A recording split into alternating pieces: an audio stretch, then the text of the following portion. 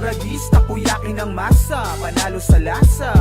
Taragis, takoyaki na laging naliligo sa sarsa. Taragis, takoyaki ng masa, panalo sa lasa. What's up Tarlakeños? It's me again, Alvin Bautista of Exploring Tarlac. For today's vlog guys, naimbitahan tayo ni Taragis Takoyaki. So nag-serve sila ng authentic premium takoyaki. So hindi tayo magsa-challenge dito pero titikman natin yung 2 flavors nila later. Meron silang 4 na flavor mamaya, papakilala ko sila sa inyo. And kung gusto nyo nga pasyalan itong si Taragis Takoyaki, so located pala siya dito sa Bypass Road, Box Park. Yan, sa likod natin. For sure alam nyo itong Box Park. And open sila ng 2 p.m. until 8 p.m. Monday to Saturday.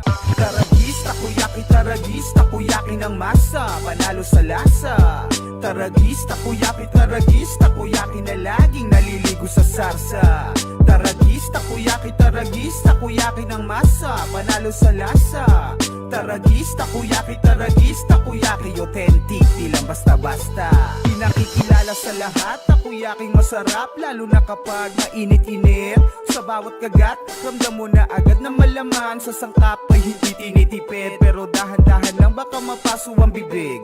Hinay-hinay lang para sulit talaga. Huwag kang mag-alala, hindi ka mabibitin kapatid. Malamang ay mapaulit ka pa nga. Dito sa Taragis Takoyaki, original ang recipe, oo hindi to fake. Takoyaki na sagot sa mga nagkikrave. Kada serve umaapaw ang bonito flakes. Matamis o maanghang, masarap malinamnam. Matitikman mo ang takoyaking pambihira. Hindi katulad sa iba, puro harina. Talagang siksik kung usapan ay puhita. Garantisado sa sulit na laman, siguradong kahit First nating titikman dito kanilang tokoshuna or yung kanilang original takoyaki. So lahat ng mga ingredients na ginamit dito is from Japan, kaya masasabi natin na authentic premium takoyaki mga sineserve ni Taragis. So tikman na natin. Yun, napakarami niyang bonito flakes and hindi talaga tinipid dun sa ingredients.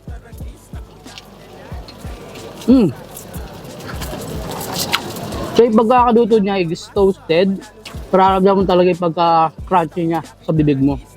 And syempre, pinaka-importante doon guys, malalasahan mo yung taco bits. Kasi may mga kinakain tayong mga takoyaki. So hindi mo na malasahan minsan yung taco bits niya. So dito meron siyang bonito flakes, yung kayang Japanese mayo, takoyaki sauce, and of course yung ayunori niya, napakasarap ng lasa.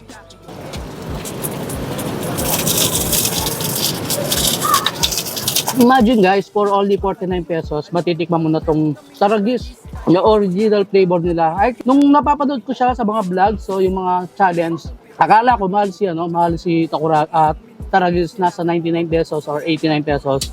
Pero to guys, 49 pesos. Sulit na sulit yung lasa, napaka-affordable and quality. And syempre talaga namang authentic premium takoyaki mga sineserve nila. So titikman naman natin yung kanilang Yokyushurus. Same lang naman yung ingredients dun sa tokoshuna. So ito, pinagkaiba niya lang is meron siyang melted cheese sa loob. Yan, tikman na natin. Actually, napakasarap ng takoyaki sauce nila dito sa Taragis. No, kung mahilig kayo sa cheese, for sure magugustuhan nyo ito kanilang Yokyushuru. And meron din silang ibang flavor dito, yung kanilang katana.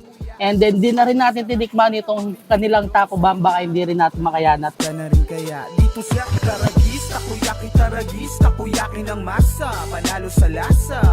Taragis, takoyaki. Ito kakatapos na natin tikman yung mga authentic premium takoyaki ni Taragis Takoyaki dito sa Tarlac City. Kung gusto pumunta dito, located siya dito sa Box Park. Yan, nakikita nyo sa likod natin. For sure, alam nyo to dito sa Bypass Road, Tarlac City, Tarlac. Open pala sila ng 2 p.m. until 8 p.m. Monday to Saturday. Hanggang dito na lang. Don't forget to subscribe, like, comment, and click the notification bell. And of course, huwag nyo kalimutang i-share ang video to para malaman ng mga ibang katarlakenyos natin dyan itong si Taragis Takoyaki dito sa Tarlac City na nag-o-offer ng mga authentic premium takoyaki. So, until our next vlog, South. Taragis, takoyaki, authentic, di lang basta-basta.